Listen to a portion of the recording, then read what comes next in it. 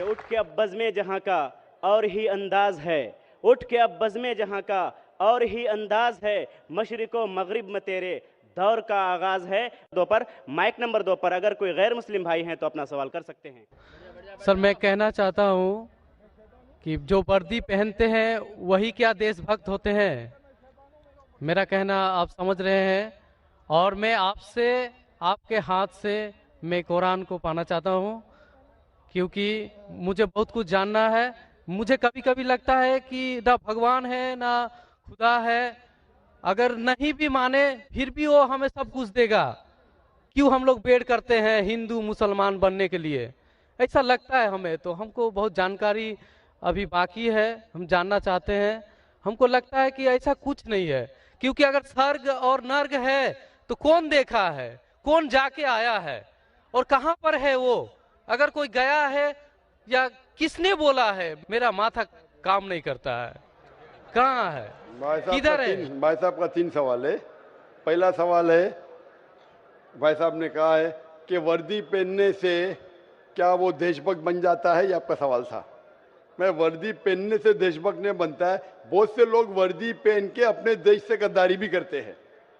तो वर्दी पहनने वाला देशभक्त जरूरी नहीं है। जो अपनी देश की रक्षा करता है और देश के लिए काम करता है वो सही इंसान है। वर्दी जरूरी नहीं, वर्दी है या नहीं है वो कुछ अहम क्राइटेरिया नहीं। दूसरा सवाल आप चाहते कुरान मजीद मुझसे आप आ सकते हैं। तीसरा कि मैं कभी सोचता हूं कि खुदा है क्या नहीं है, क्यों लोग आपस में झगड़ते, स्वर्ग है क्या नहीं है, किसने देखा स्वर्ग है क्या नहीं है, तो क्या करना क्या जानना। भाई साहब आपने कभी किसी को 10 मारने से खुद ही मारते देखा? भाई साहब नहीं देखा तो 10 मारने से खुद ही मारेंगे? मारो खुद ही ना, क्यों नहीं मारेंगे? क्यों नहीं मारेंगे? क्योंकि मर जाएंगे। मर जाएंगे। नहीं देखा फिर भी यकीन है। आपने किसी को मरते हुए देखा 10 मारने से खुद ही मारते हुए? नहीं सर। सुना सिर्फ ना? सुना है। सुना, यकीन क्या है ना अपनी बुद्धि पे। तो यही चीज, सब चीज देखना जरूरी नहीं। मैं स्वर्ग को देखूंगा तो ही मानूंगा। क्या आपको अमेरिका जाना जरूरी है मानने के लिए अमेरिका है क्या? नहीं। आज टेक्नोलॉजी बढ़ चुकी है भाई साहब। आप 10 मारे से खुद ही मार के एक आदमी को मरते देखेंगे फिर ही बोलेंगे अच्छा 10 मारे से खुद ही मारेगा तो इंसान मर जाएगा। ये जरूरी नहीं देखना। अपने बुद्धि से आपको इम्तिहान लेने पड़ेगा, क्या बात सच है क्या बात गलत है। तो आप जब पढ़ते हैं, जो शास्त्र पढ़ते हैं जो आपकी बुद्धि को नहीं संतुष्ट करता है आप उसमें नहीं मानते, तो ऐसे शास्त्र पढ़ो जो आपकी बुद्धि को मनवाएगा। और मिसाल के तौर के ऊपर कुरान मजीद, आज अगर आप साइंस और टेक्नोलॉजी के हवाले से कुरान मजीद चेक करते, कुरान मजीद में एक भी आयत नहीं जो साइंस के खिलाफ है। आज आप 80% चीज मिसाल के तौर पे साइंस के जरिए कुरान मजीद की साबित कर सकते। 20% एम्बिग्युअस है, नीदर सच नीदर गलत। मिसाल के तौर पे साइंस ने आज ये साबित नहीं की क्या स्वर्ग है या नरक है, बराबर। साइंस ने ये भी नहीं साबित की कि दूसरी जिंदगी है, पुनर्जन्म, लाइफ आफ्टर डेथ। लेकिन अगर 80% 100% सही है, 20% डाउटफुल है, नीदर राइट नीदर रॉन्ग, मेरी लॉजिक कहती है कि इंशाअल्लाह ये 20% भी सही रहेंगी। ये अंधविश्वास नहीं है, ये लॉजिकल विश्वास है। तो कुरान में बाकी साइंटिफिक फैक्ट के अलावा ये भी लिखा है कि स्वर्ग है नरक है। तो ऐसी किताब पढ़ो जिससे आपका मन संतुष्ट हो। आप कुरान मजीद पढ़ो, इंशाअल्लाह आपको यकीन आएगा स्वर्ग और नरक में। आप आके कुरान मजीद ले सकते हो भाई साहब। सर स्वामी विवेकानंद बोलते हैं कि स्वर्ग और नर्क अपना दिल में है, तो ये कैसे बोल दिया? ये बहुत बड़ा पंडित है। स्वामी विवेकानंद ना कि खुदा है क्या? आप वेद की बात मानेंगे, स्वामी विवेकानंद की बात मानेंगे? सर हम लोग यंग तो बहुत उसको फॉलो करते हैं। हाँ, अगर कोई आदमी ने गलत किया, इंसान गलती कर सकता है क्या नहीं? इंसान गलती कर सकता है क्या नहीं? कर सकता है सर। कर सकता है। तो कोई इंसान कुछ चीज कहता है, आपको देखने पड़ेगा वो सही है क्या गलत है। मैं भी इंसान हूं, मैं भी गलती कर सकता हूं। गलती क्या तो बोलूंगा सॉरी भाई इंसान हूं, गलती कर सकता हूं। कर सकते क्या नहीं? तो अगर स्वामी विवेकानंद ना वेद के खिलाफ बात करते तो उसकी बात मत मानो, जो बात वो वेद के मुताबिक करते वो बात मानो। आप समझ रहे? मेरा भी कोई जुमला मिला जो कुरान के खिलाफ है, मेरे जुमले को भी फेंक दो ना। स्वामी विवेकानंद ना दूर की बात है, मैं अगर कुछ कुरान और सही हदीस के खिलाफ बोल रहा हूं तो मेरी बात भी मत मानो। मेरा 2 स्टैंडर्ड नहीं, मेरा डबल स्टैंडर्ड है, 1 स्टैंडर्ड है।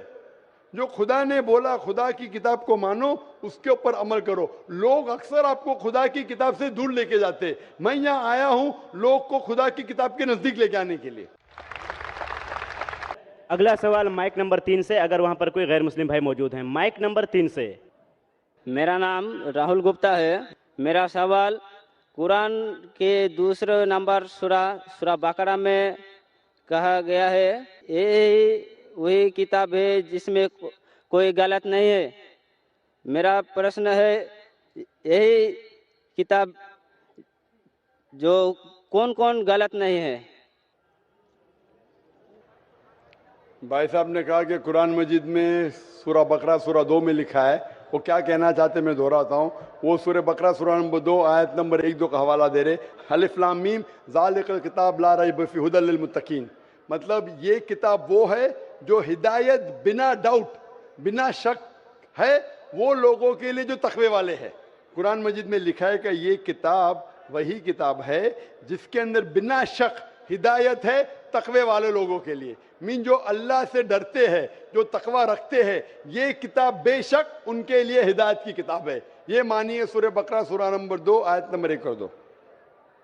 अब हम चलते हैं माइक नंबर 1 पर। वहां पर अगर कोई गैर मुस्लिम भाई मौजूद हैं तो अपना सवाल कर सकते हैं। हेलो सर, मेरा नाम विवेकानंद दास है। मैं बीकॉम का एक स्टूडेंट हूँ। मेरा क्वेश्चन है सर कि मैं एक हिंदू का लड़का हूँ, अगर मैं मुसलमान की लड़की से शादी करूँ तो क्या वो स्वर्ग की हकदार हो सकती है या मैं जन्नत का हकदार हो सकता हूँ?